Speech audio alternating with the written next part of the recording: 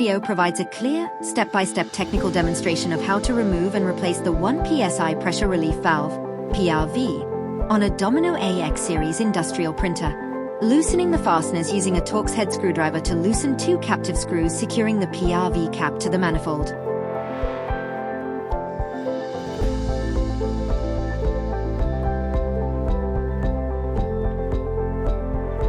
Wearing protective gloves, gently wiggle and pull the plastic cap upward. As the cap is removed, it brings with it a small tension spring and a plunger assembly.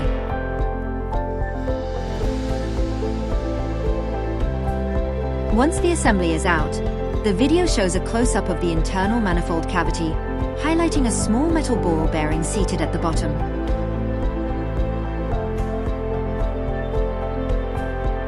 Take the PRV assembly, plunger, spring, and cap, and carefully lowers it back into the manifold housing, ensuring it aligns correctly over the ball bearing. The cap is pressed down firmly until it sits flush against the manifold surface. Using the Torx screwdriver, tighten the 2 screws using alternating pattern to ensure even pressure and a proper seal.